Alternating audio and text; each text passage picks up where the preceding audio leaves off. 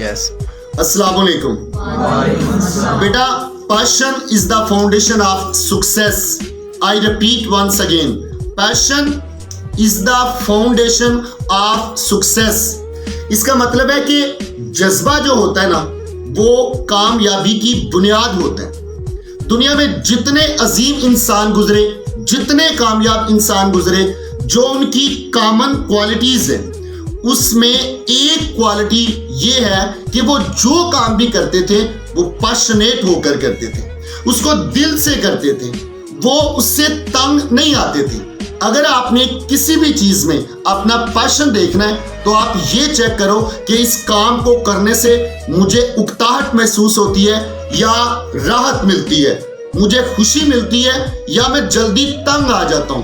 कोई भी दुनिया का काम बेटा वो जज्बे के बगैर, पैशन के बगैर नहीं होता। इम्तिहान की तैयारी पैशन के साथ होगी, जिम की तैयारी पैशन के साथ होगी, लंबी वॉक पैशन के साथ होगी, घंटों तन्हाई में बैठकर किताब के साथ वक्त गुजारना ये एक पैशन के साथ होगा। इसलिए जो काम करो उसको दिल से करो, पैशनेट होकर करो, नहीं तो उसको वक्ती तौर पर साइड पे रख दो। अगर उसके अंदर पैशन नहीं है तो याद रखें, आपकी कामयाबी की बुनियाद कभी भी नहीं अच्छी हो सकती। अगर आप अपने मकसद के लिए जो स्ट्रगल करेंगे जिंदगी में, उसके अंदर पैशन नहीं होगा। दूसरी बात, बिलीव द प्रोसेस। ये रिपीट करें एक बार, बिलीव द प्रोसेस।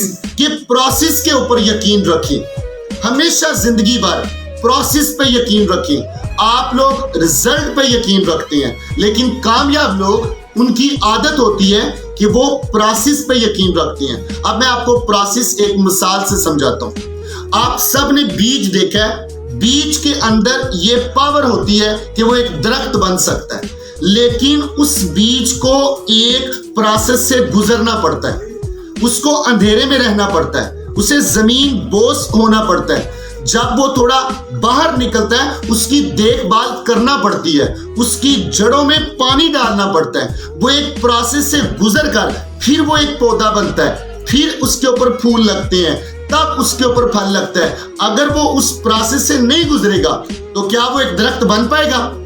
नेवर, कभी नहीं वो बन पाएगा। इसी तरह जो कामयाबी, जिसका ख्वाब आप देखते हो, उसके लिए आपको एक प्रोसेस से गुजरना पड़ेगा।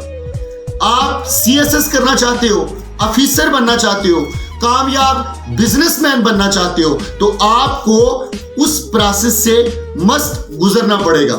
बेटा, दरख्त को नहीं देखते, दरख्त की जड़ों को देखते हैं।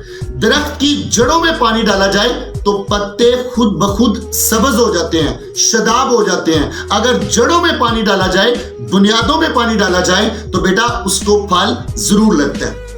तीसरी बात, कम्युनिकेशन स्किल।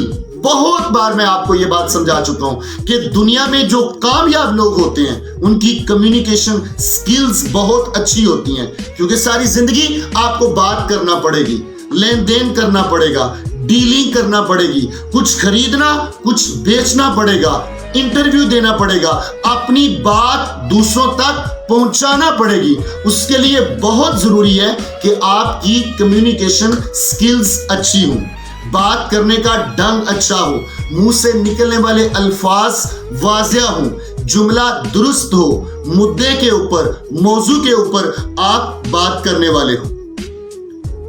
चौथी बात, take the responsibility of your failure. जिंदगी में आप जहां भी नाकाम होते हैं, आप खुद पे वो जिम्मेदारी लिया करें, किसकी वजह मैं हूं।